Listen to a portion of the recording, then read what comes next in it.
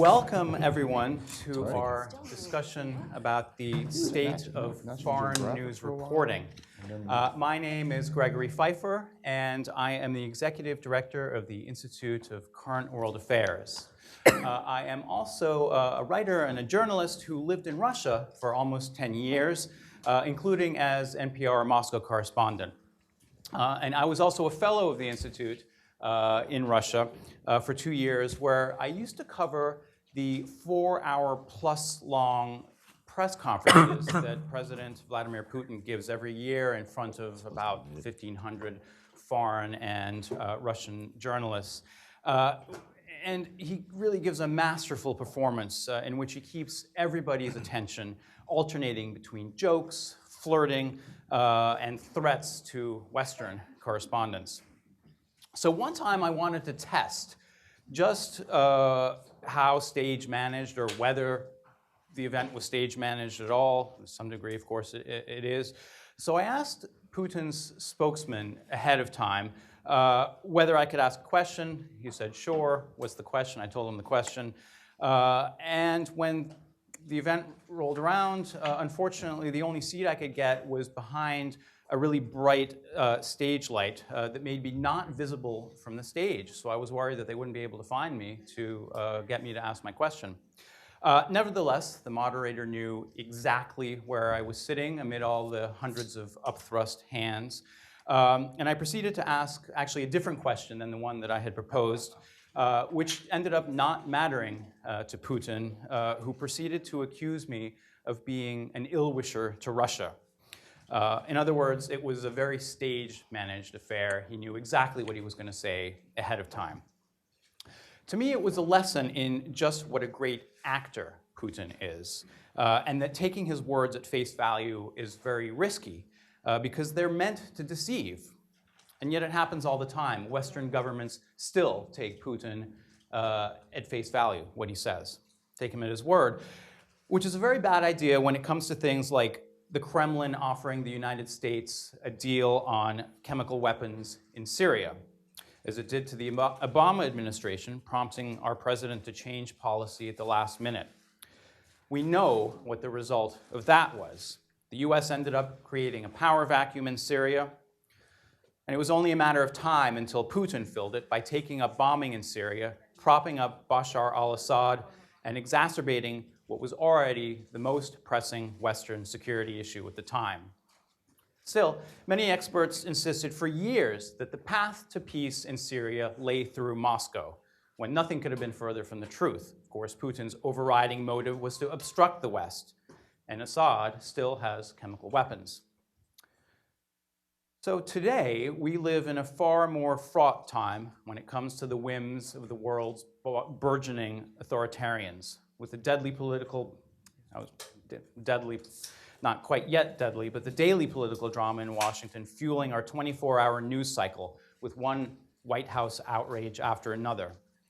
With foreign news reporting often focused on just keeping up with daily developments and how President Trump is affecting bilateral relations with many countries, how is that affecting what Americans know about what else is going on in the world? Foreign news reporting has already been under siege for decades, under pressure for more entertainment and shorter pieces in a changing media landscape. So what's happening to Americans' understanding about the crucial context of how societies function elsewhere in the world? What societies think, as well as their histories, and how they perceive the United States? And what are the possible lasting consequences for the United States and our role in the world? And how should reporters, editors, and media stakeholders ensure better coverage? To discuss those questions, I'm pleased to introduce our panel of distinguished former Institute of Current World Affairs fellows who have reported for leading print, broadcast, and digital outlets from around the world. Shannon Sims, on the far end, is a former fellow in Brazil from 2012 to 2014. She is now an independent journalist for the New York Times, Bloomberg Businessweek, The Guardian, and other publications. She's also featured in the Best American Travel Writing 2019, and she lives in Brazil. Qiqi Zhang in the blue was a fellow in China in 2013 to 2015. She is product experience lead for Google News, which she will explain exactly what that means, I hope. She's also a former producer for CNN in China and a correspondent for AP's Beijing bureau. Neri Zilber, in the middle, was a fellow in Israel in 2011 to 2013 and is also an Institute trustee. He is a journalist and analyst on Middle East politics and culture, and a regular contributor to Foreign Policy, The Daily Beast, and Politico magazine, and he lives in Tel Aviv. And our moderator, Joel Millman, at the end, was a fellow in Central America in 1987 to 1989, and is also an ICWA trustee. He's now also Senior Media and Communications Officer for the International Organization for Migration in Geneva. And he's a longtime former Wall Street Journal reporter based in Portland, Oregon, where he covered global issues. Mexico City, actually. But Oh, and right. Well, it was in your bio, Jill. Sorry. I ended in Portland. Fake news. Mexico City and Portland. Right, okay. He covered immigration and the Pacific Northwest, and he's the author of The Other Americans, How Immigrants Renew Our Country, Our Economy, and Our Values. With that, I will hand off to Joel, and I will just ask you to please silence your cell phones and say that we'll talk for about an hour, and then Joel will take questions from the crowd. And Joel? Great, thanks. Fire away. Okay. I'm going to start with asking for a show of hands. Who here is willing to admit they're over 60 years old? Great, great. And who here is younger than 30? Anyone? 31, 32? Good, good. So you're in for a real treat, because what we've got is a relic from the dawn of my journalistic career and the weeks leading up to my ICWA fellowship that we were able to dig out of the archives that we want to play for you. It's a radio interview, and it'll be the departure point for our afternoon's discussion. So why don't we play that audio right now.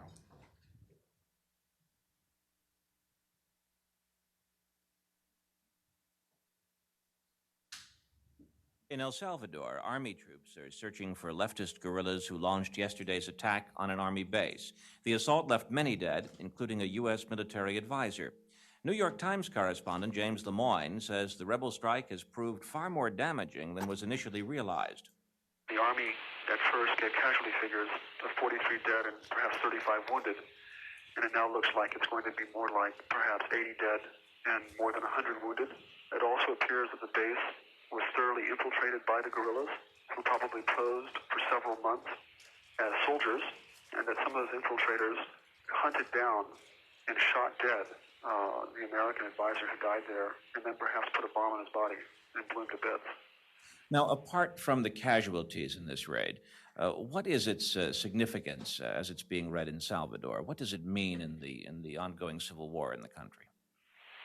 Well, this is one of the key bases of the Salvadoran Army and the home of some of its very crack combat units. It was also a regional intelligence center with files and files of intelligence data on the guerrillas. It was built under the supervision of Special Forces advisors in 1982 to be impregnable, and despite all of that, the guerrillas destroyed it 3.5 years ago, and they destroyed it again yesterday. For the guerrillas to do that really indicates that the guerrillas have maintained a surprising capacity to choose a target and to strike it when they choose. So, regardless of whether this raid means that the government is any weaker or the rebels are about to take power in some way, at least if one wanted to flex one's muscles, you couldn't choose a better target. You couldn't choose a better target, and I think, to be fair to the guerrillas, this was more than muscle flexing. This was probably the most damaging raid in the history of the war, both in terms of casualty figures and the destruction of the base. And to do it against an army that's quintupled in size and has elite units and a very strong intelligence network is more than flexing your muscles. It's really a show of force that I think goes beyond a one-day demonstration. It certainly would suggest that the guerrilla forces are capable of keeping this civil war going for a good deal longer. Yes, it it does. These are probably the best militarily and politically organized and disciplined guerrillas in the history of Latin America. They make what the Sandinistas did in Nicaragua and what Fidel did in Cuba in a way look easy. Those were 6-month, 7-month insurrections that led to the toppling of the dictator. These are guerrillas who, in a very small country, have survived against very great odds and fought a 60,000-man army advised by Americans. The guerrillas have said that they intend to wage a long war, and against great odds, they've shown the capacity to do that. And American policy is going to have to take into account the fact that this war is probably going to last several years. This big attack on the El Paraíso barracks came after many smaller raids that the guerrillas have been launching. Do you expect us now to see more big raids coming and more very large actions of this sort? I don't think you can predict that. It will depend a great deal on the Army's reaction. The guerrillas have always shown a tremendous amount of discipline and care in choosing their targets. And I don't think that they would be likely to carry out an attack in which they thought there was a risk of them being seriously punished by the Army. I would expect them to do something now, perhaps like kidnap a key official, carry out some raids in the Capitol, perhaps a few demonstrations in the Capitol, something like that. I don't think there'll be another major military attack, but they could prove me wrong. James Lemoyne is New York Times bureau chief in San Salvador. I hope you could all follow that clearly. The audio could have been a little bit better. I wanted to use this because, for me, it speaks to just how free and independent journalism was 32 years ago when I was working there, partly because, and probably maybe completely because of the sheer number of reporters that were deployed in the region. I think we were up to almost 300 between El Salvador and Nicaragua. It was easy to get credentialed. It was easy to find outlets for what we produced. And it created a very vibrant debate. It was very hard for a reporter, especially someone for a leading publication like the New York Times, to simply repeat what were the government lines. Anyone's government. It could have been the country that was hosting them, or it could have been the U.S. Embassy people that would try to influence the coverage that voters would read back home. It's exciting to listen to something like that and speak so frankly and so clearly, but also fairly. I don't think that anyone would consider that a partisan presentation. And I think that's the thing that the Institute of Current World Affairs has always encouraged. They select journalists, they give them a chance to go abroad and to be the very best journalists they can be. It certainly was true in my case. It liberated me from any editor ever saying someone else is already covering that, or we don't have the budget, or are you sure you have enough time for this? All those things disappeared. So the opportunity to find journalists, mentor them, and send them into the field to be journalists is something that I've always treasured about the Institute. And listening to something like this, I remember the role that I was able to play as a researcher who was also a journalist at the same time. So these were peers and mentors of mine in the field, and I was able to be their peer and their mentor as well. As interest shrinks and as news becomes one more commodity, you see that diversity of opinion moving away, and therefore the messaging is almost always controlled by people in power, either at networks or at newspapers or in government itself. So that's the kind of thing we hope that you come to appreciate when you come to a gathering like this and meet some of the people who've had a chance to do this over the last 30 and 40 years. And on that note, I am going to turn now to my fellow Institute of Current World Affairs alumna, Chi-Chi, and she will talk to us about many things, I hope, including how the fellowship made her a better journalist.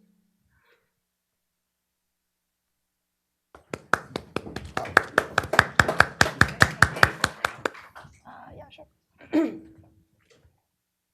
Thank you, Joel. I just want to say it's a great honor to be here today, and thank you, Greg, for having invited me. The fellowship really was life-changing. I did the fellowship in 2012 for 2 years until 2014. I was based in central China.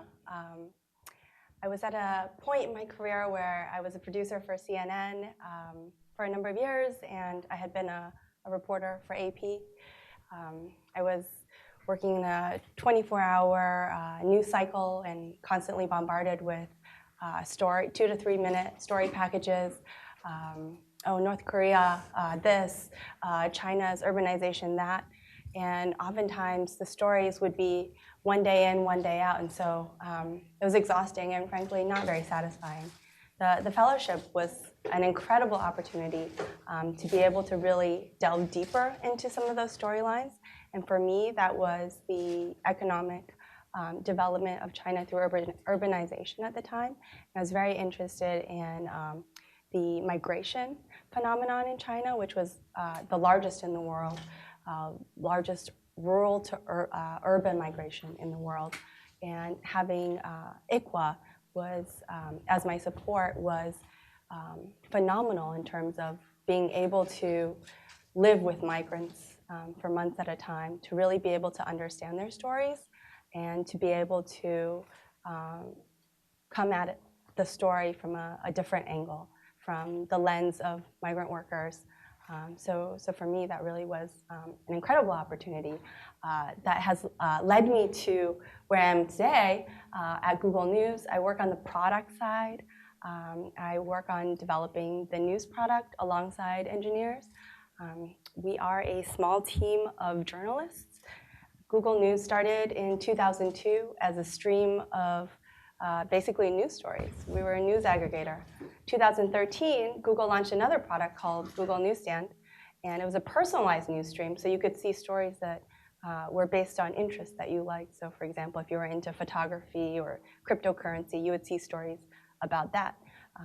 And then just last year, we combined the two. So there was basically a big launch of Google News in terms of rebranding ourselves and combining a personalized news stream with a better news experience in general. And that's where my team comes in. We are a small team of journalists that work on the Google News product. And to my knowledge, I don't think any other tech company has a team like ours on the product side. I know Apple does in terms of like curating stories and picking specific stories. But when it comes to the back end and actually building the product, we are the only tech company that has a team like ours. And the mission of the product is to empower everyone to understand the world around them through access to high quality news. And as a result of that, my team is international.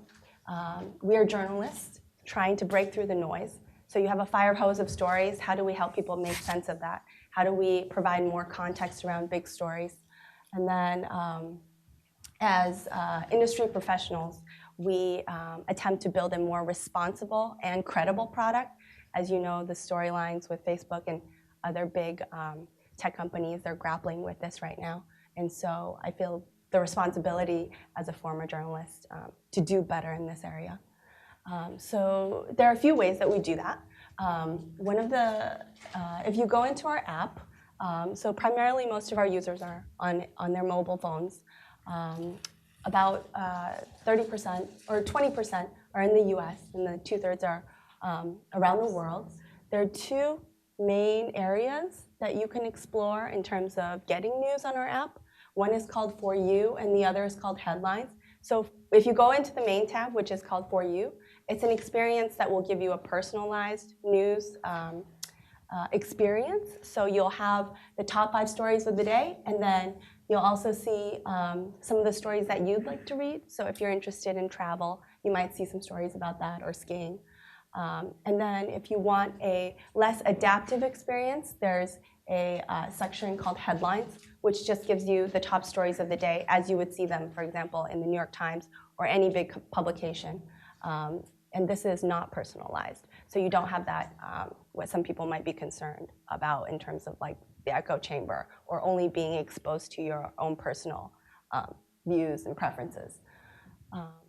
And then one of the ways that we do this is through a ranking algorithm that basically ranks stories based on relevance, interests, location, prominence, authoritativeness, freshness, and usability.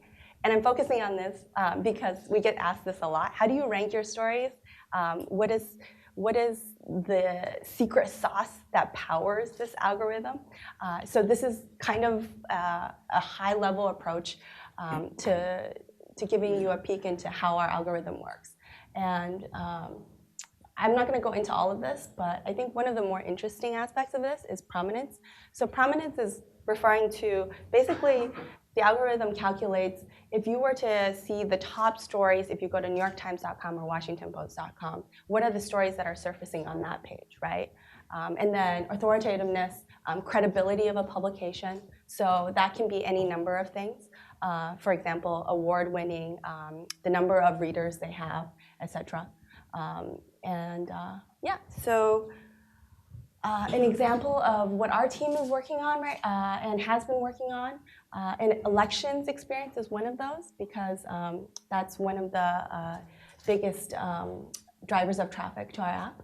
And the US midterms is something that we worked on last year. This is an experience that we built. And now we don't pick any of these stories. We just work with engineers to organize the content. So, for example, the key issues shelf around the elections here, healthcare, immigration, economy, the ordering of that, right, and the thought that goes behind that is focused on data from Google Trends, which optimizes for most search terms around the elections in google.com. And then a adaptive experience. Say, for example, if you're based in California, you'll see news about the California elections and your local candidates and parties. And then there's also an experience not shown here is working with our civics team. So that's a team that basically informs people on how to vote in general, everything around like where your local voting booths are to when, where, and how to vote. And that's global. So we did that. I recently did that for Indonesia and the India elections, both really, really interesting in terms of some of the challenges that we face there. And featuring content, like live content around elections coverage and debates. These are all some of the things that we think about. In addition to this, I'm happy to talk more about this in the Q&A, but I would say one of the things that I'm passionate about and one of the biggest challenges I think, especially having had the ICWA experience, is surfacing more high quality news. A lot of times you'll see ranking basically optimizing for fresh content. Basically, what is the freshest news that's coming out of a news source? But how do we surface the Pulitzer-winning, pieces, the investigative pieces, some of the best works out there? And so I think that's something that we can do better in. Great. Thanks, Chi-Chi. Chi-Chi, I want to circle back in a second after everyone speaks and ask you to think about this while the others are doing their presentation.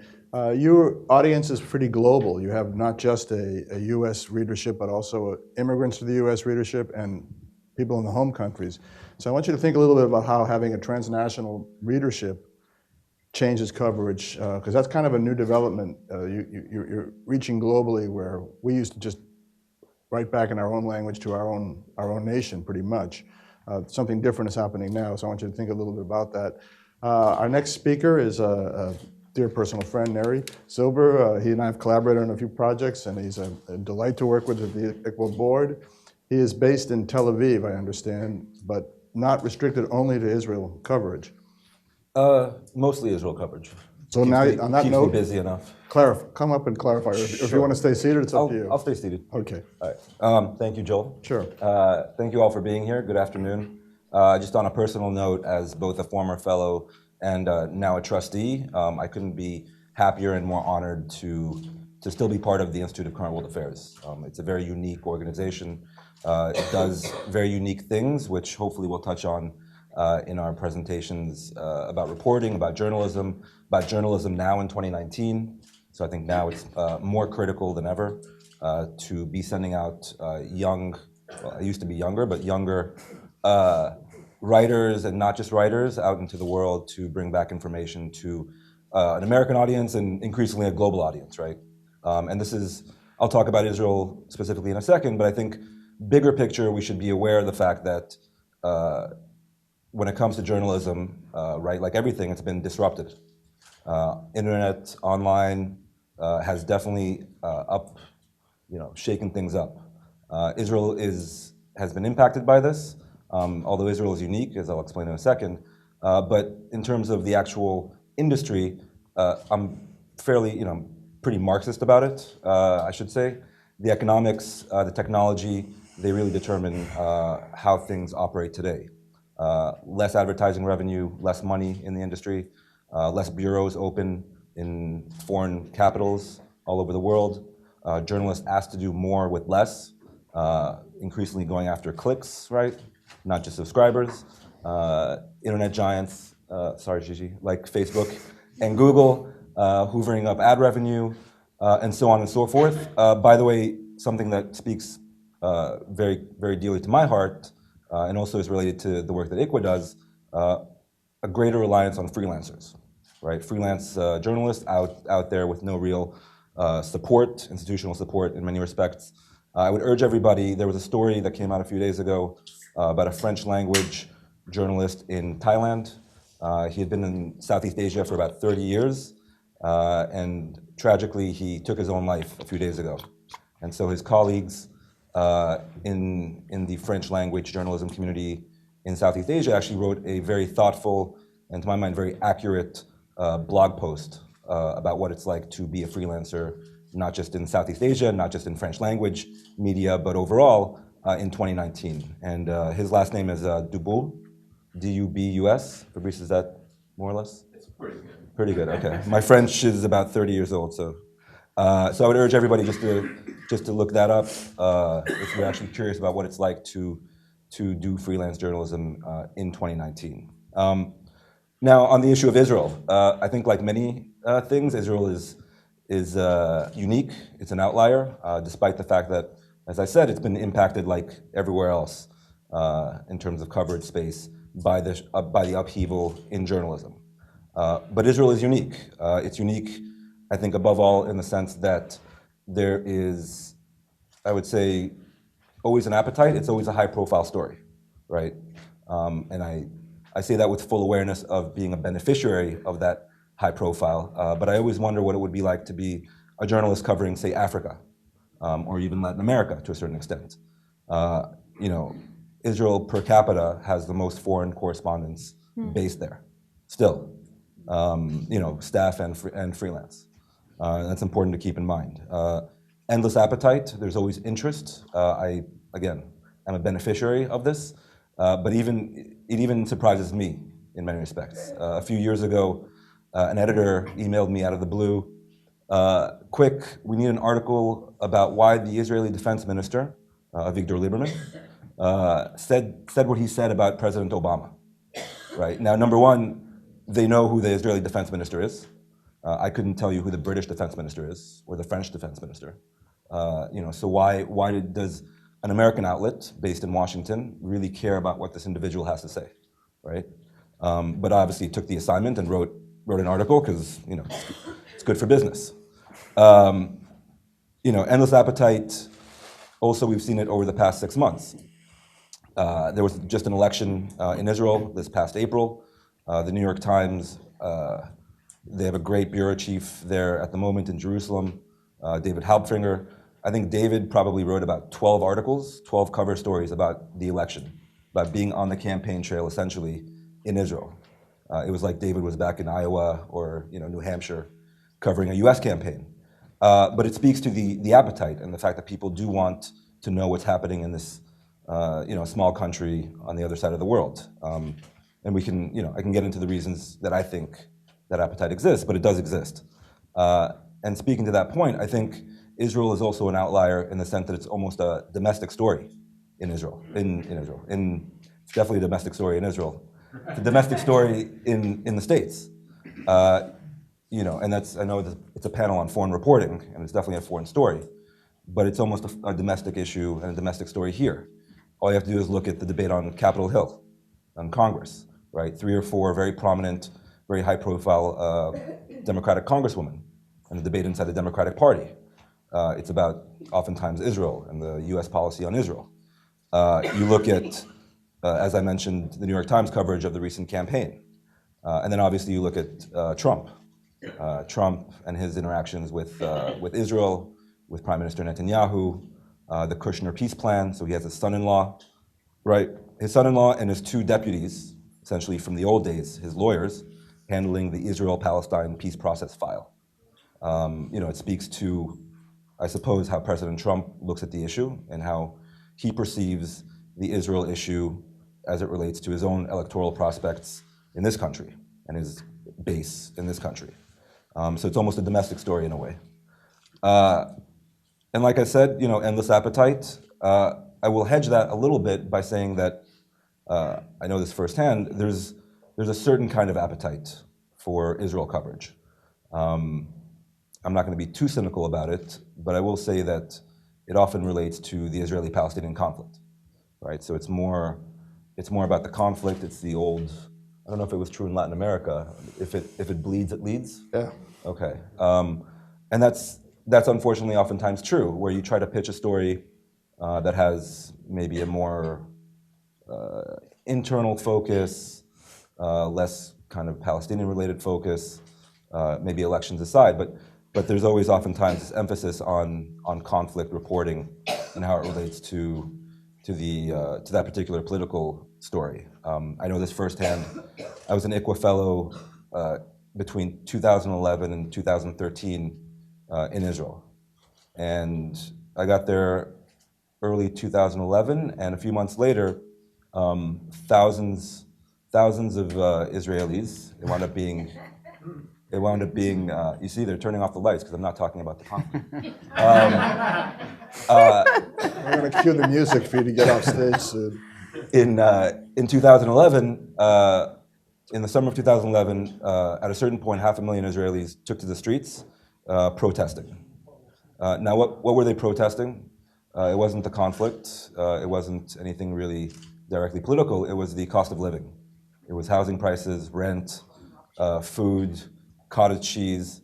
I thought it was a great story. Israelis believed it to be an important issue because they were out demonstrating in really unprecedented numbers.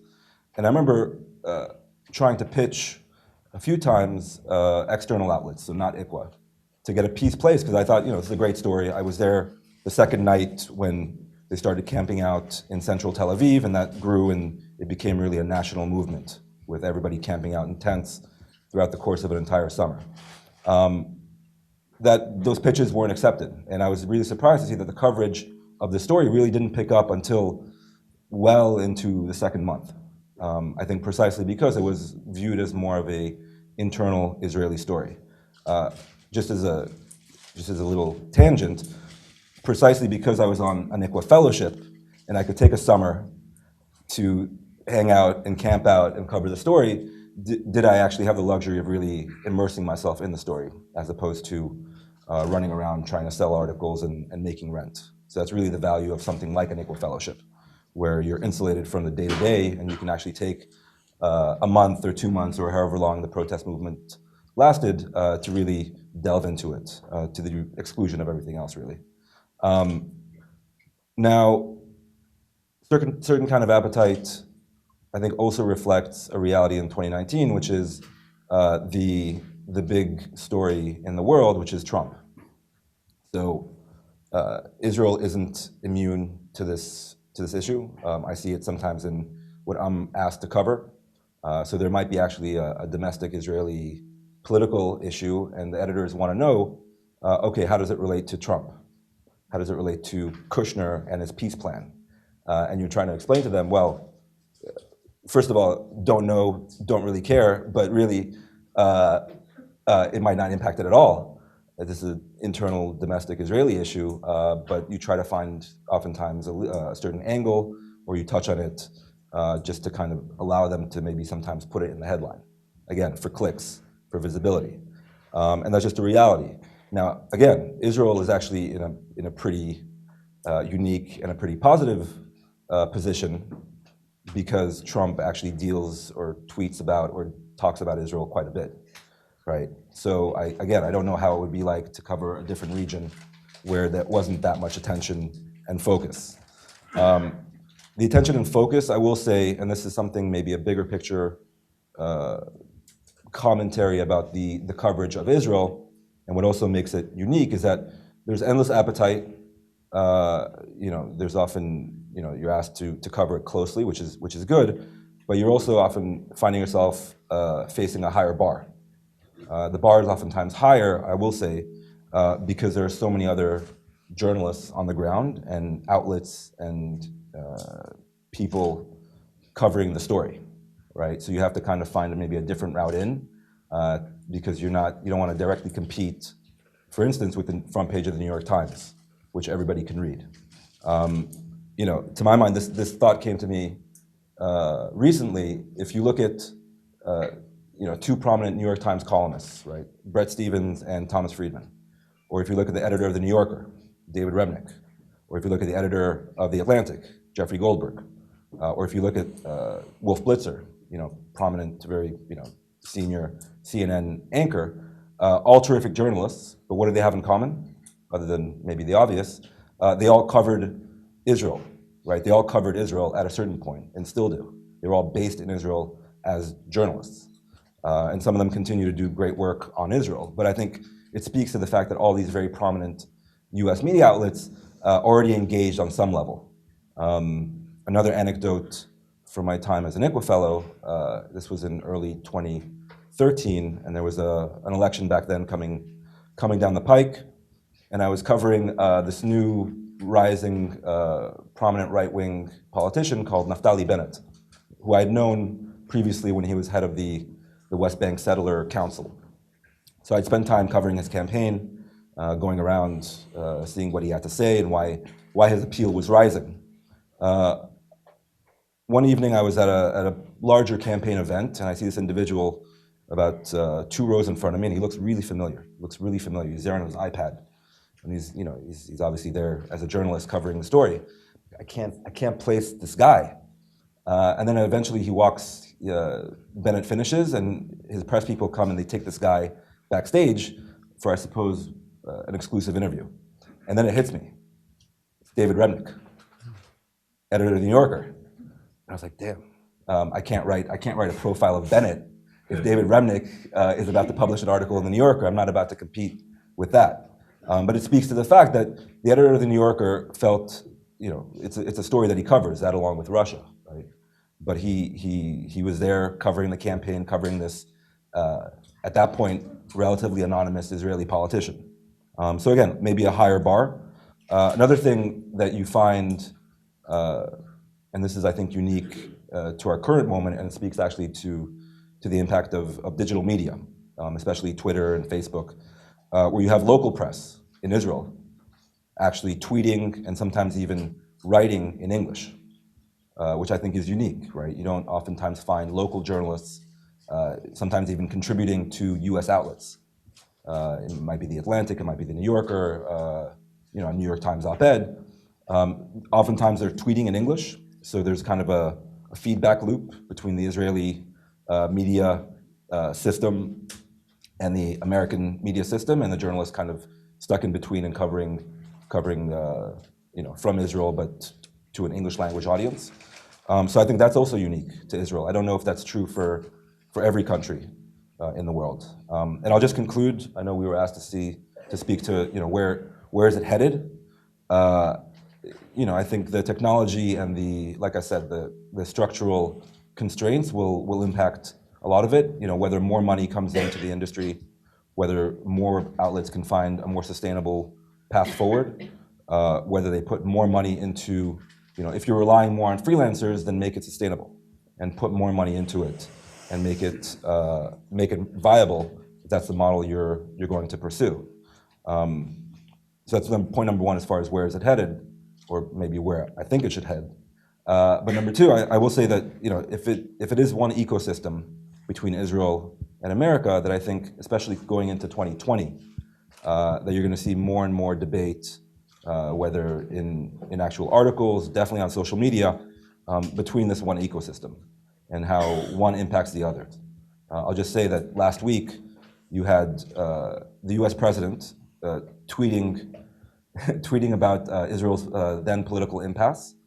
So everybody over there obviously picked up on it, and it was covered in the Israeli press why Trump is weighing in. It was obviously covered in the American press. Trump just weighed in on an Israeli domestic political issue.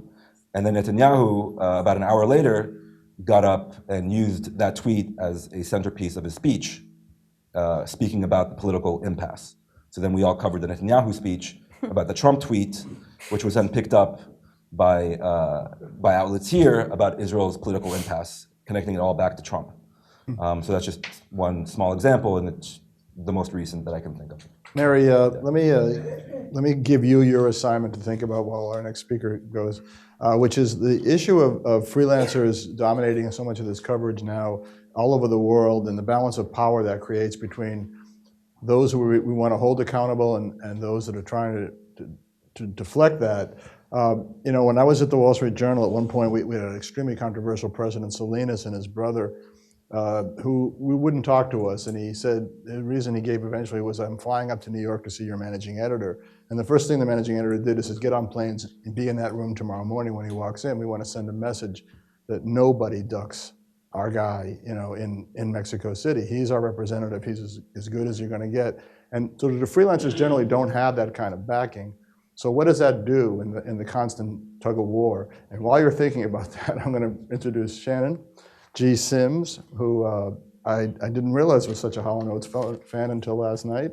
Among other things, she's done remarkable work. She came from law school to ICWA, and that opened the way to a journalism career that at least her parents never expected, from what I understand. And maybe she didn't either. So please tell us about Brazil. Thank you. Can I come use the podium? Sure.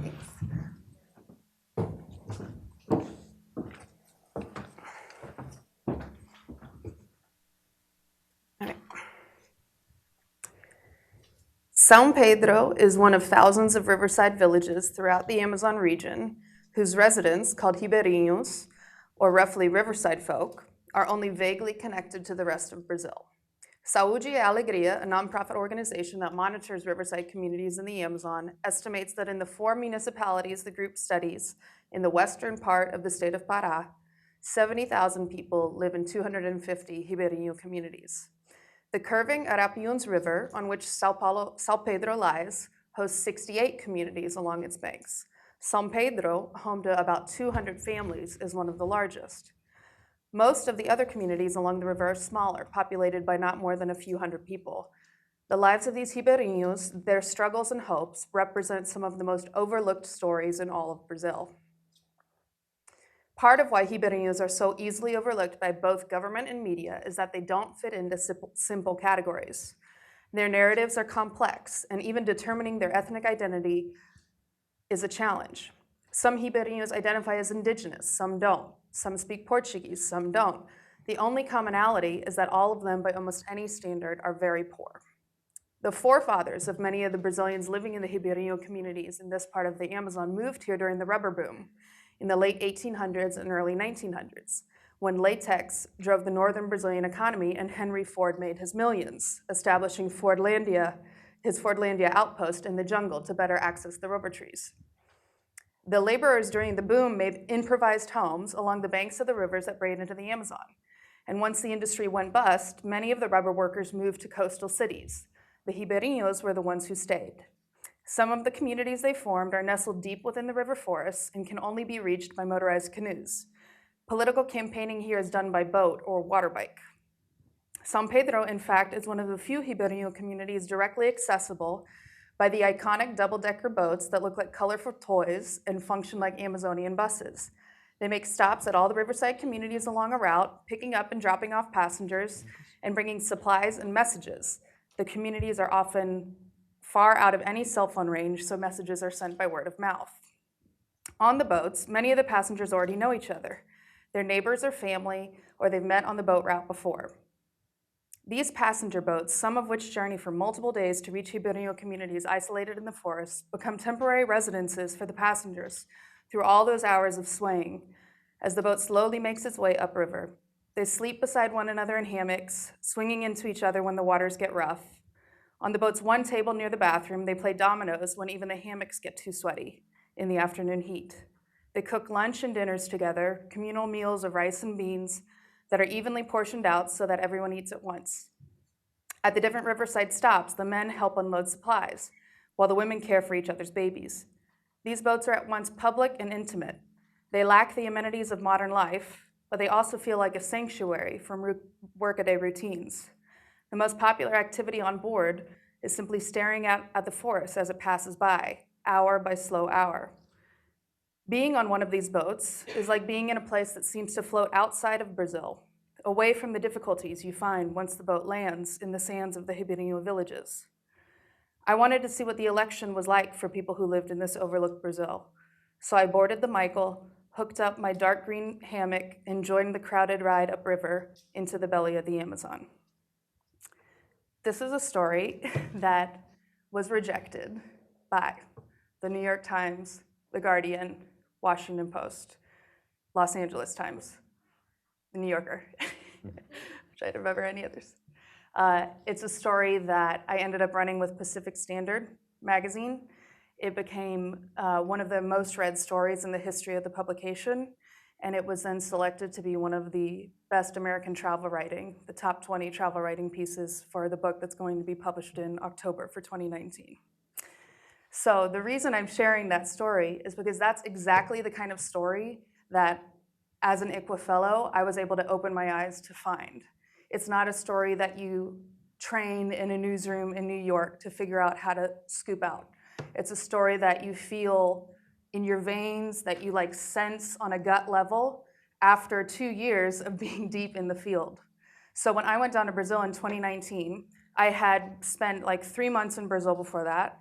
I'd been in law school, like taking classes on like civil procedure and oil and gas law. And then like a month later, or several months later because it took a while to get the visa, but I'm in Brazil and I was just tossed into it. I barely spoke Portuguese and I had to figure it out. And part of what I figured out is that the best way to learn about Brazil is to just be willing to take risks and to be willing to get on the boat and go someplace that you don't know about and learn about what it is that was there. So essentially what happened was the ICWA fellowship set me up for a situation where all I was doing was asking questions. I had no preconceived notion of anything, and I was exclusively asking questions.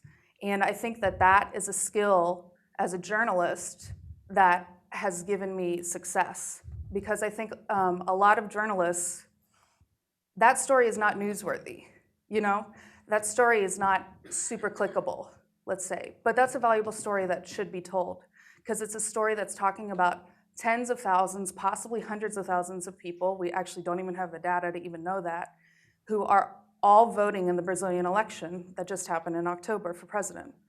That was an election where in Brazil, voting is mandatory. So their votes counted equal to every other vote everywhere else in the country, except the media coverage was of the protests in Rio, of how rich people were gonna vote out of Sao Paulo, and it was not including these people, even though their vote was exactly as powerful. So I wrote that story for Pacific Standard, which they kind of took a leap of faith on me because I'd never worked with them before, and my pitch was something like, I have access to a boat ride into an indigenous village off the coast of a place in the Amazon. I'm not gonna be able to contact you while I'm out there. I'm not sure if it's safe or not. Will you pay for me to go? And they did. And I think, Rebecca, were you able to make copies of the story for me? Amazing. Okay, so she has some copies of that story you guys are able to take home with you if you want to read it. You can also just Google Pacific Standard Shannon Sims and you'll find it. But the reason why I wanted to share that is because I feel like that is the kind of journalism that I like to read. It's the kind of journalism that obviously a lot of readers like to read if it was so popular on the website, and then that editors like to read if it was selected for this book on the best American travel writing. But that's exactly the kind of journalism that is falling to the wayside as we move into kind of this era of Facebook shares and all of this stuff where people have like 2 minutes on the subway to read an article. What I would say is that in my time in Brazil, I don't know if you know anything about Brazil, but Brazil is having kind of an extreme turnover moment, similar to how we had in the US with the election of Trump. People compare Trump and Bolsonaro, the new president of Brazil, and I don't think that on the surface that's an unfair comparison. A lot of the trends are similar. It's a movement to kind of go back to what's considered family values. It's a movement to go back to a kind of nationalistic idea that Brazil is best and what is the best for Brazil's future. And that all has been covered quite in depth. And any article you read about Brazil, that's what you'll find. What hasn't been covered is the fact that Brazil is a huge country, like so huge. I've been down there for 8 years. I've traveled more than I can absolutely say any correspondent down there by a long shot. And all the other correspondents will agree with that. And like, I feel like I haven't been to half of the country. So just to give you a sense of what we're talking about, and I'm on the move all the time. My parents know this because they don't even try to keep track of me anymore. But so I think that that's what's missing in the coverage of my area is people kind of getting out of the news cycle and covering Brazil with a heart and looking at the people who are having their daily lives impacted by these high-level policy decisions. In terms of why these stories get missed, as Neri mentioned, as a freelancer, we don't have the collateral, let's say, that staffers do. So when I pitch a story, an editor is taking a risk on me because they don't know, they're not going to see me every day, and they're not going to be checking in with me every day. I'm not in the office. They haven't worked with me 100 times before. They don't already have me on payroll. They didn't select me by hand. All of these things make it very risky. They also have limited budgets. Why are they going to want to spend the money on this story when they could spend it on another story? So my great art is pitching, which is basically manipulating the editor into thinking that they've come up with a great idea to hire me. But part of what has happened in Brazil is that rather than foreign big major outlets hiring Brazil experts, they are sending their own people down from DC, down from New York, down from London to Brazil. And this is happening actively. So they will send down some guy, it's always a guy, and they will send down some guy from London and pay for him to live in a penthouse, to take Portuguese classes for 3 months, maybe 5 months, maybe 6 months, to immerse himself, let's say, and be writing news stories along the way. Then he will write news stories about Brazil for approximately 2 to 4 years, and then he will move on to a more savory assignment, because at the end of the day, Brazil is in Latin America, and that's not really a priority. So then he will move on to back to DC or back to Brussels, or I don't know, some other assignment that's more front pageable. And what ends up happening is that, I say this with knowledge because we have seen this cycle, just in the time I've been down there, I've seen that cycle happen about 3 times now. We've seen about 3 turnovers at all of the major publications, and it's always the same rodeo. And it's even more offensive because they will put out a call for applications for these jobs. And so all of the Brazil experts down in Brazil, myself included, we will all apply for these jobs, but they're just gonna do an inside hire anyways, which we're all used to. That's fine, and I understand the logic behind that. You have a proven asset in your newsroom, you know who you're dealing with, you'd rather send that person down. They can figure out Brazil along the way. The problem is that the coverage is in a total spin cycle. So here are the Brazil stories. You can read them in your newspaper any day. Political story, political corruption, about whatever shenanigans are going on at the executive, legislative, or judicial level. Favela violence, Black people are dying, mudslides, what a terrible place to live. Environment, so sad that the Amazon's being deforested, we can't do anything about it, if only they cared about climate change. That's it. Wait a minute, you left out football and carnival. Soccer. I'm talking about the news pages, not sports section. Soccer. And carnival, too. Yeah, and carnival. I normally write the carnival story, so I'll let that one go. But anyways, the problem is that those are the only news stories we hear. And we just hear them again and again because those are the stories you pick up in your first 3 years in Brazil. The longer you're in Brazil, though, things start getting a lot messier. You start realizing things are a lot more complex than you thought when you wrote that political corruption story 2 years ago. And so, unfortunately, that is what I see as the biggest problem in Brazil coverage, is that we are just stuck in these same narratives. That those narratives can be true, and they can be worthy of being reported, but they can also be a very limited version of what we are seeing of Brazil. And I particularly find it extremely problematic that Brazil is a country that is majority Black or mixed race, and there is no mixed race or Black foreign correspondent in Brazil, and there hasn't been for the 8 years that I've been down there. And I think that that is a missed opportunity by newsrooms, and I think that it's shameful, honestly. And I think also there hasn't been a woman at any of the major publications out of the U.S. It was actually, the Wall Street Journal had Miriam Jordan there for a long time. Well, that wasn't in my generation. Sorry, let me chill. It wasn't. I have to give time to Greg. Sorry, I love him. He's gonna get me later. He's seen pictures of me dressed up for Halloween, so I'm gonna pay back. I promise. No, but I mean, there have been, and for example, Stephanie Nolan, who works out of Canada for the Globe and Mail, she was down in Brazil, and she is one of the most fantastic reporters that's ever been covered Brazil. So there have been notable examples. The problem is that that's not the trend at all, and I don't know why that is. I suspect that there's a sense that foreign coverage, is complicated, and but I have a law degree, I can handle it, But Listen, I want to give some time to Greg. oh, so sorry. So anyways, so that's what I wanted to say is that as you read Brazil coverage, think about the stories that you're not hearing. Think about not just the stories that you see again and again, but the ones that you wish that you could see, the questions that you have. And I would encourage you to not just swallow that, but to actually send an email to your publications and be like, I wanted to know about this. Because I think sometimes writers need to be encouraged to step outside of their boxes. So feel free to reach out to your correspondents and be like, hey, what about this and this? So that's what I have to say. Thank you. Thanks, Shannon. Sorry. Shannon, I'm extremely grateful because you gave me a great idea for your question to think about, but then you answered it even before I got a chance to ask it, so now we've saved time. But I will say what that question was, and the way you mentioned the spin cycle and the preconceived notions, the same old rodeo. When I went out as an ICWA fellow and came back, I remember the executive director at that time said to me, we notice this about ICWA fellows, they go out thinking they know everything.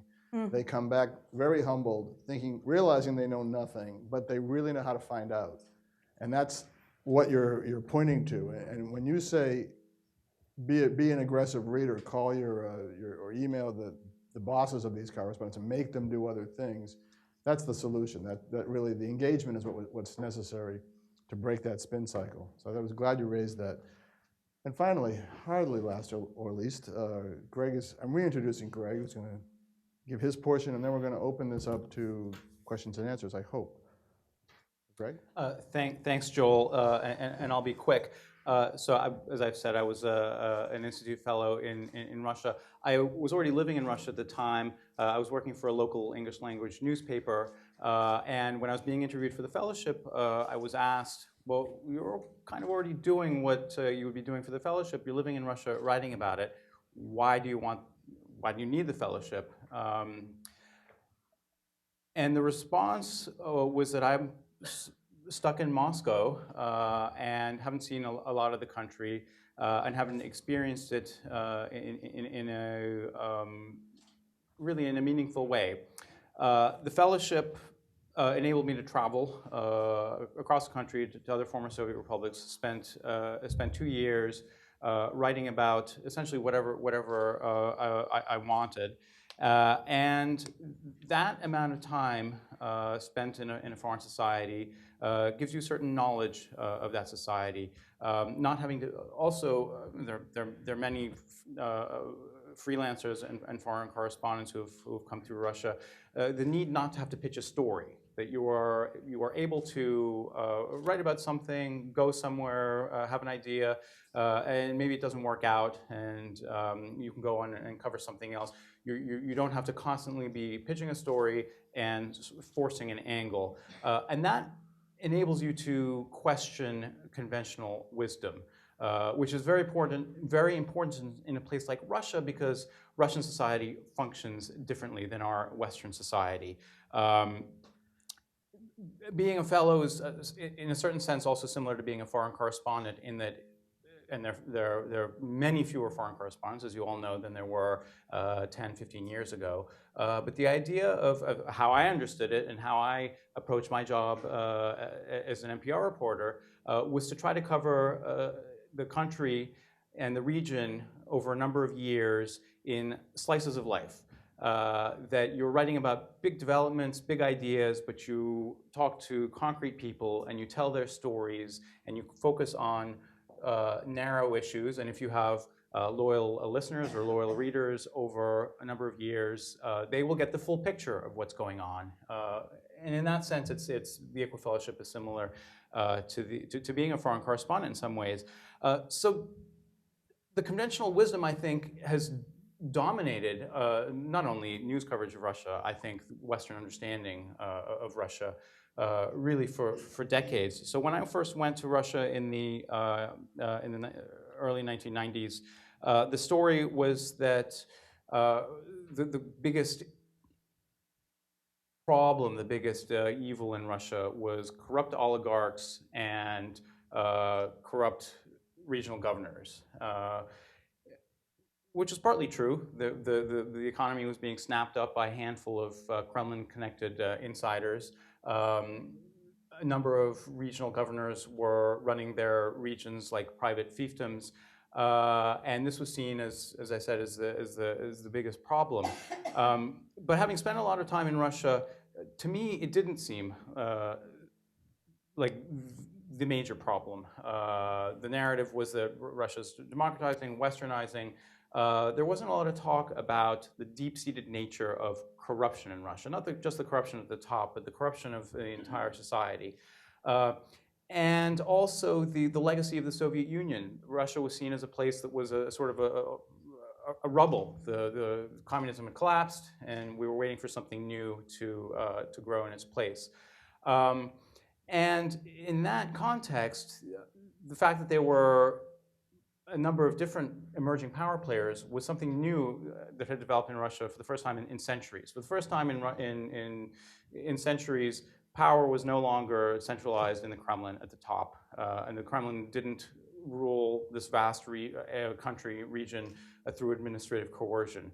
There were competing power brokers. They were competing among themselves. They went through a series of sort of internal battles, a lot of them over the privatization of some of the biggest industrial assets. And they learned something. And toward the end of the 1990s, in about 1997, 1998, there was a sense that these new emerging power centers realized that they needed to come to some sort of an agreement, that in order to preserve their wealth, they had to have some kind of a working system. You could see the seeds of what could potentially have emerged as democracy one day. You could see this process, but this was sort of outside of the conventional wisdom. These guys were the biggest foes, and all of a sudden in 1998, Russia was hit by economic crisis in 1998, the NATO bombing of Serbia in 1999. Which unleashed a wellspring of sort of grassroots anti-Westernism. The competition to succeed Boris Yeltsin, who was ailing and an alcoholic, and the number one priority for the Kremlin was to find somebody to replace Yeltsin, just to stop the opposition from coming to power. That person, of course, was Vladimir Putin, whom nobody knew really who he was until he was in power and set about consolidating it, which he did from the very beginning. He's been remarkably consistent from day one, jailing his opponents, marginalizing the free press, essentially renationalizing industry. But yet the conventional wisdom then for years was that Russia was on the verge of collapse, and it needed an authoritarian type figure to save the country. Okay, he was a guy who came in promising to establish the dictatorship of the law, which was his election platform in 1999, which the mention of the word dictatorship back then set alarm bells ringing. So in that he's been very consistent. Nevertheless, when he visited Tony Blair in London in 2003 on his first state visit, The Times of London heralded him as the greatest Russian ruler since Alexander II, who freed the serfs in 1861. I'll wrap up very quickly. The conventional wisdom now is that Putin is restoring Russia's greatness on the world stage, that he's seeking to increase Russian influence and bring back Russia as a great regional power. He's doing this by partly by trying to undermine Western democracies, trying to undermine international institutions, and trying to sort of bring the world back to 1889 and enable Russia to have its sphere of influence in Eurasia. I think that conventional wisdom is wrong. Everything that Putin is doing now is about his own power, his own wealth. He has, by some estimates, embezzled more than $100 billion from his country. Russia is in a war with Ukraine. It's a close neighbor and sort of brother country. Ukrainians still can't understand why the Russians are doing this. I think everything Putin is doing is ruinous for Russia's future prosperity and influence in the world. And nevertheless, we still talk about Putin as somebody who's actually restoring Russian greatness. All I will say is about how do we address this is to agree with everything you guys said.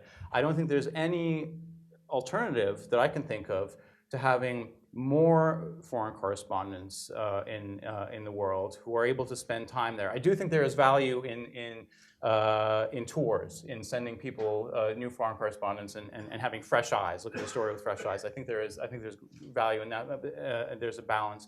When I was in Russia the last time for NPR from 2005 to 2009, 7 U.S. bureaus shut down. It was really incredible, just one after the other. Chicago Tribune, Philadelphia Inquirer, LA Times had 2 correspondents, dropped to none. They have a correspondent there now again. Cox News, McClatchy, none of the TV networks had a correspondent. So I don't think there's any alternative. Unfortunately, how to propose this in the current media climate, in the current business climate, I'm at a loss.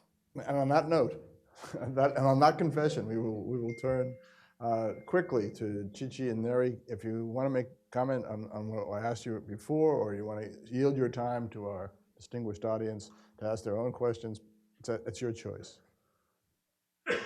I'll yield and probably address your question Okay. in the course of the other questions. Yeah, I think. You're yielding also? All right. Yielding. I was given very clear instructions. Every question's okay, as long as it's in the form of a question. We will not tolerate any filibustering or any statements. Please state your name and if you represent an organization, and then a very brief question, and I will start here.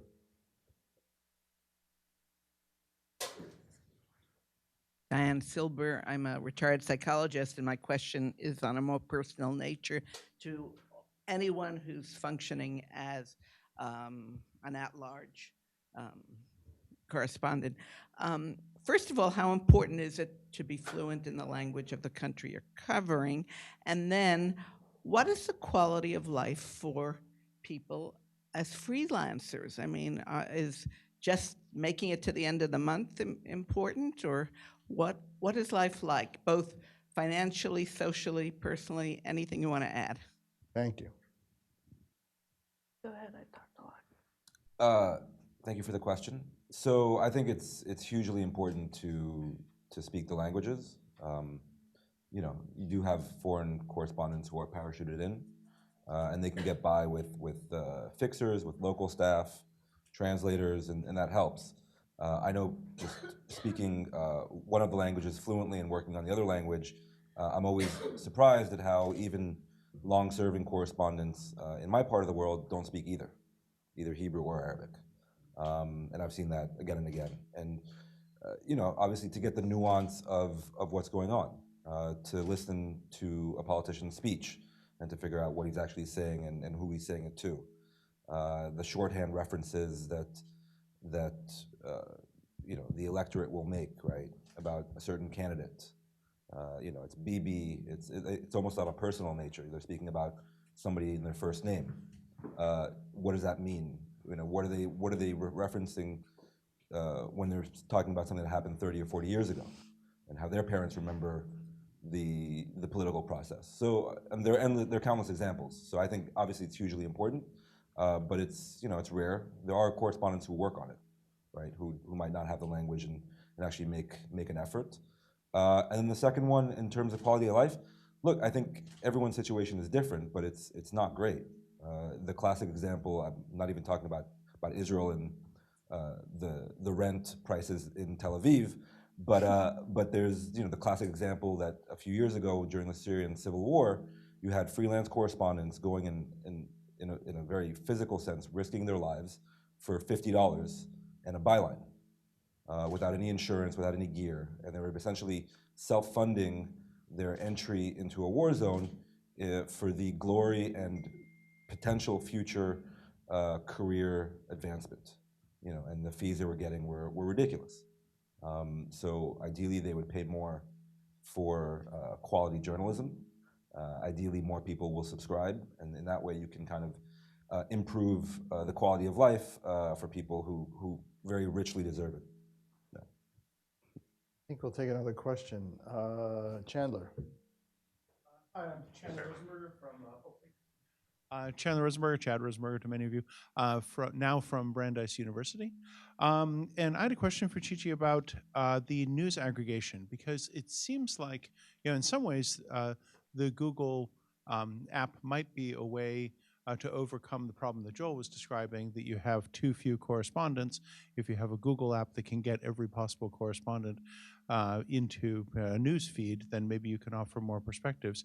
But I worry that it unfortunately may end up reinforcing the trend that was the rest of the panel was discussing, which is this idea that there are stories that people search, things that they already have in mind that they want to look up. And therefore that Google will generate stories about the favelas from Brazil because everybody already knows that's what you want to read about from Brazil. And I'm wondering if there's any way that Google and Google News are trying to overcome this sort of problem of majoritarian news agenda, that overcoming the cycle of people just seeing what they're already looking for. Yeah, definitely. I think it's definitely a challenge that we're working through.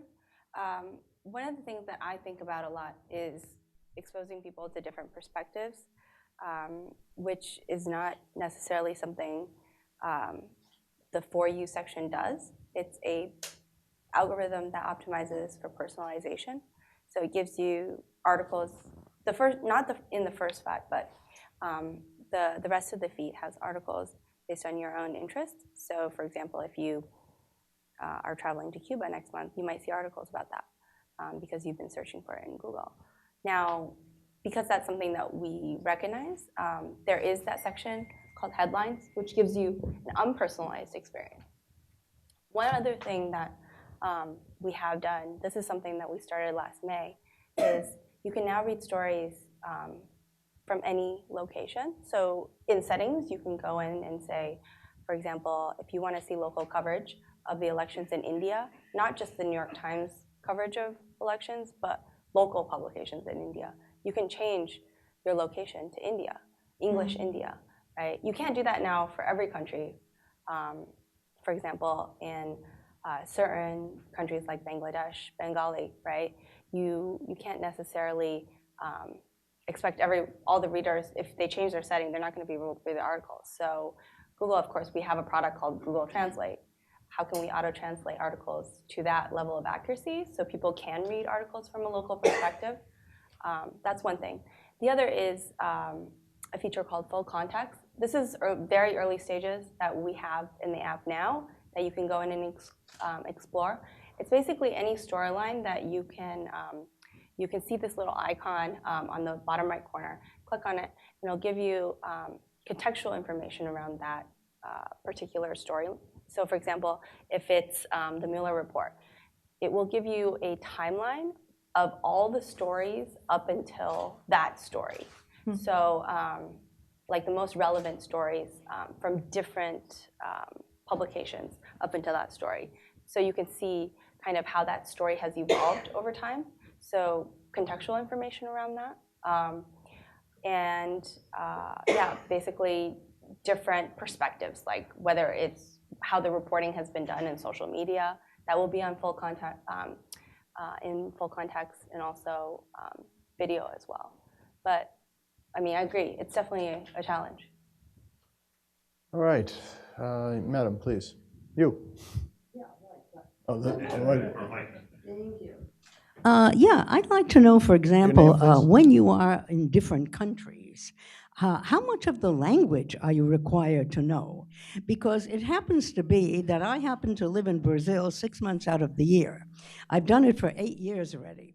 I happen to know the exact towns that you're talking about because I go with the with the army people into those areas. And one of the women, well, her husband is a historian, so he's studying that area. I'm sorry, for the army. we asked just the question. Okay, now the question is, if you don't know the language sufficiently, and you're trying to go and write stories, which actually, to me, that would be a great National Geographic story.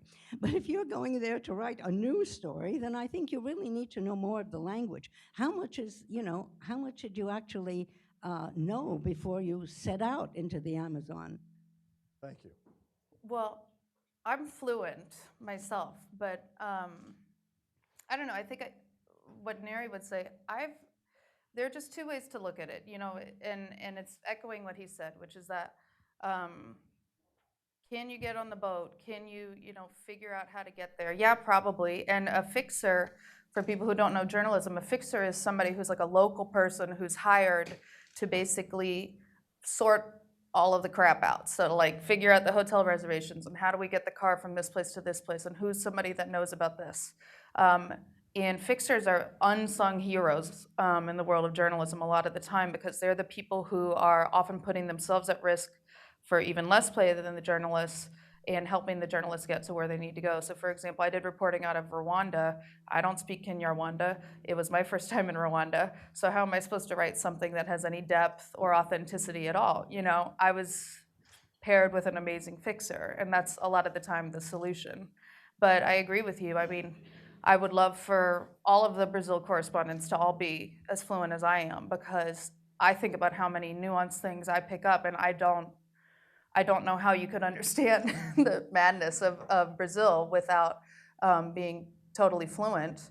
So I think a lot of what we read are kind of patched together pieces.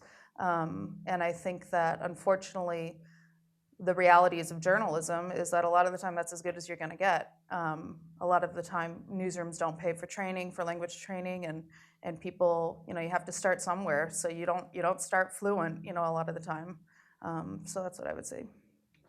Okay, in the back, white shirt, yes. Hi, thank you all. My name is Will Fleeson. I'm an energy analyst and former energy reporter. I have a very basic question for the panel, which is what would you recommend to someone who's interested in applying, whether they're like me or not like me? Applying to ICWA. I see, okay. Well, I think that goes to our executive director. Have a good topic. That's a good one. The idea is that our fellows are not sort of just college graduates or even very recent college graduates.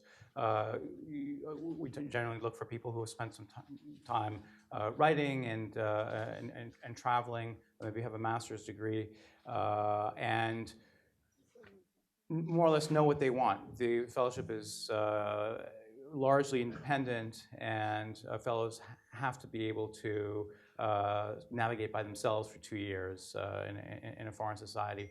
But the thing that was most appealing to me, both as a fellow and now my current position, is that we look at all topics. There's no one topic. There's no one region. It's really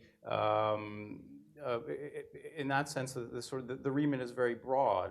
We don't have a lot of fellows. We currently have 5 fellows, but we look for people who are able to function independently and, crucially, not just report what they see, but question what they see and question their roles and their rationales, and out of this questioning, really get the kind of deep understanding of a foreign society that enables them to go on and, in some way, inform the American public debate. Yes, please, the choral, yes.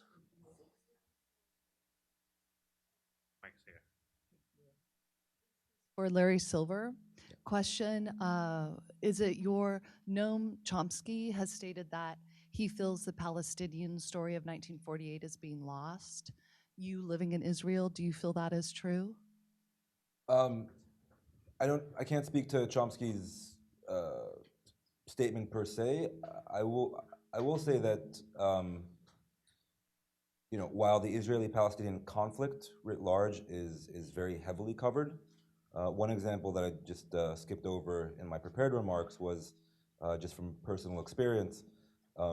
In 2016, there was an incident in Nablus. It's a town in the northern West Bank. Beautiful city on two hills, known in certain periods for violence, but actually a terrific place to go visit. In 2016, there was an incident, I'll spare you all the details, but there was an incident of Palestinian on Palestinian violence, where the Palestinian Authority's own security forces arrested and then beat to death one of their own in a local prison.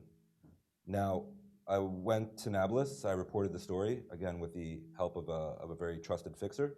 I was in the old city in Nablus downtown and spoke to people in the refugee camp and on down the line. So I got the story, to my mind, a terrific story that had, again, gone a bit undercovered. And it took me about 4 or 5 tries to actually place it in a magazine. And I went through my normal list of clients, of outlets, and eventually hit on a good one, but I was surprised by how long it took to place this article, which I thought was quite compelling, both on a local level and also what it said about the wider Palestinian political environment at that time. Now, if it was maybe the Israeli military arresting and then beating somebody to death, they might have been a bit quicker to pick up the story. But I wish Palestinian politics and society were better covered, and that there was more interest in actually getting to the root of that story. Thank you. Okay, right here, please. Yes, I have a question for each one. Well, we're running short of time, so. I'm going to do it one general.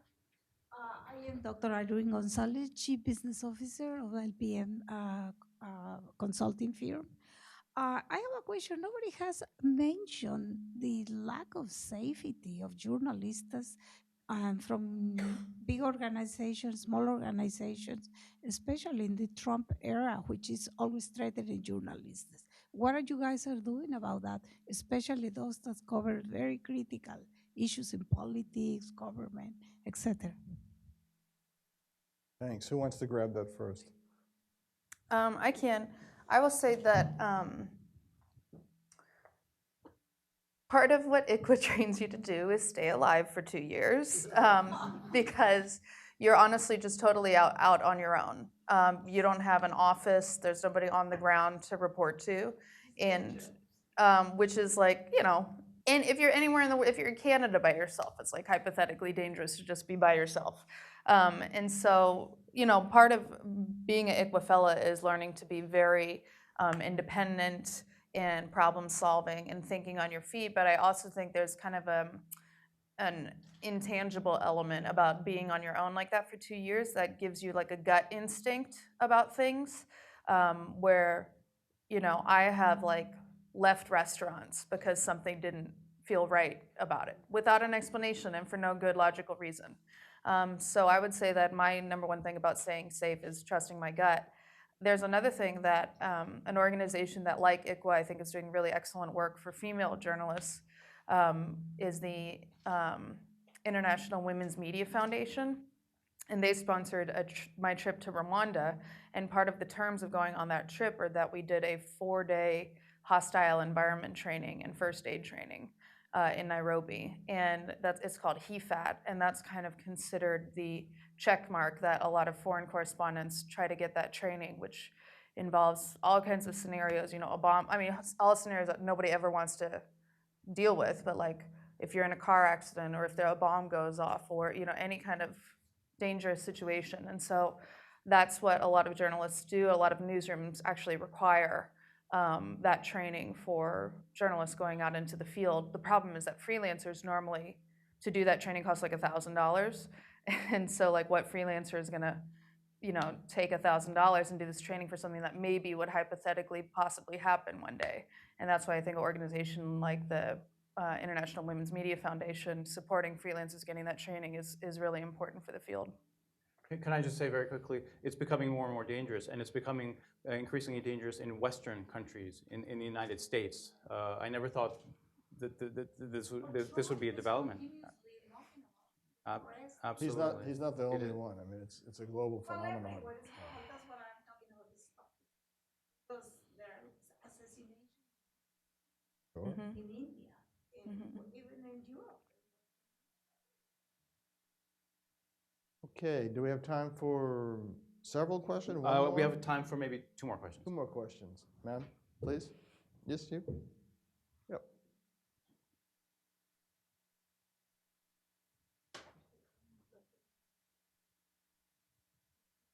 Thanks for your presentation. My name is Li Yang. I think you travel not just around the country or the world. I think you really deal with different person, and you go to work for different organizations. Each of those have different motive and different orientation, and there are some organization will be more like profit over people. Some are more toward integrity. So I just wonder, in your experience, what's so difficult, you know, hacking or destruction of your article or something of this sort, and now you have a journalist been murdered, and maybe you lost your job, you lost your family, and so on. So in your experience, exactly, what's the most difficult experience that you have, and it make you almost give up the journalism? And in what way you think the society evaluation will be different? You know, human rights here in the United States always comment on overseas, foreign countries, human rights violation. But here in the United States, mass incarceration rate is the highest. So how do you sort of consider all those differences? What's the real difference among those social characteristics? Thank you.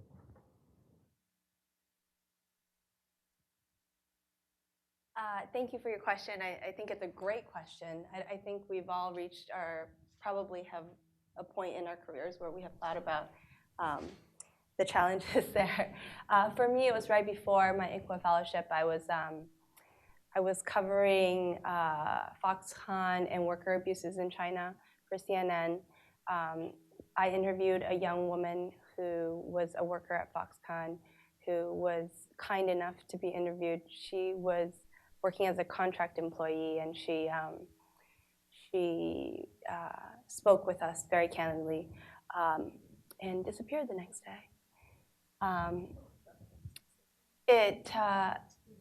It really just shook me. It was, even to this day, I don't know what happened to her, but it got to a point where, I mean, the story became so big that it reached the head of CNN International because we could not find her. I could not reach her. I called her house. Her mom said that the authorities had taken her. They were from a small farming village. She was a student at the time. It was summer, and she was working in the factory. They had no connections, but Foxconn, as you know, is one of the most powerful companies in the world, and especially in China, very well connected to the government.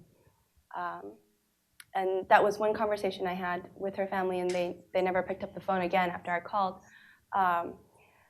But this was something that shook me because it began sort of my exploration with the responsibility we have as journalists, regardless of what story you're covering. at the end of the day, I live with the consequences that this person probably would not have her life changed had I not accosted her on the street and badgered her for an interview. So, I mean, we oftentimes, you know, it's hard enough as it is to get someone to talk on camera in a country where there's so much censorship. To get them to talk, we oftentimes say, don't worry, your identity will be protected. But at the same time, you know, I've had instances where, sure, we can blur out their faces, but if the footage is taken, if we are detained by security, then all of that footage is in their hands. So how can you guarantee their safety? And I had an experience almost as bad. I interviewed an individual in Houston, Texas, LGBT asylum seeker from Honduras.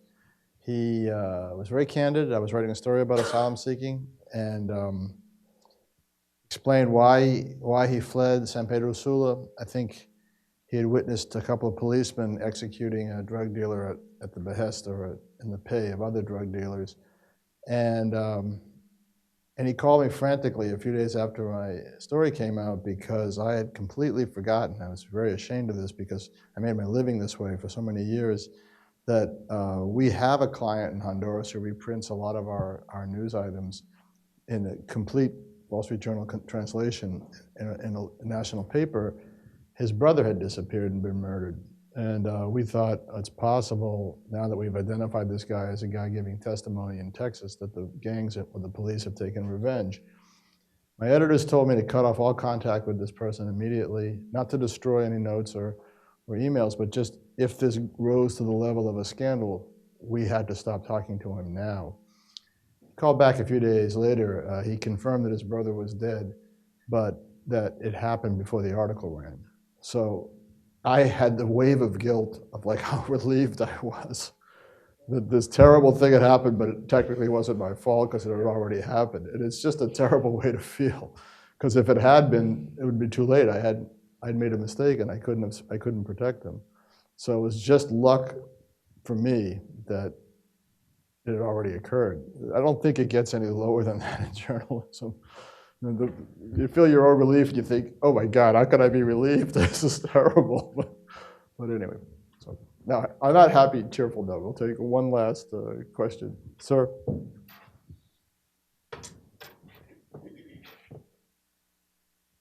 Hi, I'm Sevak Papazian. The title of the event was State of the Media Reporting in the Age of Post-Truth, Twitter and Trump. I wanted to ask, what are the key changes that you've seen over the last couple of years in the post-truth, Trump, whatever? I mean, you hinted at a few things, but from a journalist profession and career point of view, what are the key things that you've seen that have changed or are changing? I mean, I'll just start quickly and I'll let my colleagues pick up. I think the worst thing for us is the deliberate post-truth, the deliberate distortion, the deliberate grotesqueries that force us to, you're tempted to give up hope. You're not convinced that refuting any of it will do any good, because we've done this. We've done this a million times. We've pointed out lies, we've pointed out misstatements, we've pointed out deliberate distortions. But it didn't start with Trump. I mean, Dick Cheney campaign in 2004 against Kerry, on the grounds that there was evidence that Mohammed Atta met with Czech intelligence or met with Iraqi intelligence in Prague. There was never any truth to that. And it was disclosed many times before he went on, but all during the campaign he keeps saying it. So that was a very revealing time for journalists, knowing that we could do everything right, but we don't have that penalty flag that you throw out on the field and then something changes. It doesn't change, and so that's probably the biggest challenge. Is how do you keep the faith, keep your integrity to keep doing it, you know, when you see so little results and deliberately flouted like this. I'll just say something quickly. Part of it is a natural development, essentially, of what's been going on for decades. And I think part of the reason that we are in the political situation we are in is the sorry state of our news reporting. There are a lot of very good reporters. I don't mean to say that there is none. But for example, if you turn on CNN today, it's anywhere from 3 to 9 people sitting behind a desk or on screens talking about the latest tweet, and it's always the latest thing because they're 24 hours talking, repeating the same thing. So I worked in the as an editor for Agence France Presse here in Washington, and every morning there was an overnight shift and then a morning shift, and if you're on the overnight shift, which ended at 7 in the morning, which is right around the time that Trump tweets, you were hoping that he would do it at 7:05 when your shift ended, and so you weren't there's no reporting. It used to be that correspondents on television would go out and they would talk to different people and cover a story, and then come back to the studio, and it would be put together in a package and provide the kind of sort of slice of life reporting that I was talking about, concrete human stories illustrating bigger developments. But when you have a bunch of people sitting behind a desk talking, who's to say who's right and who's wrong? But that's been something I don't think it's possible to separate, sort of Trump appeared and everything changed. It's a natural development. It's a warning to what happens when you don't have real reporting. Okay. Listen, I want to thank everybody. I want to thank myself for being on the panel, but also my fellow panelists and all of you for coming. It was a nice exchange, and we'll see you all again soon, I hope.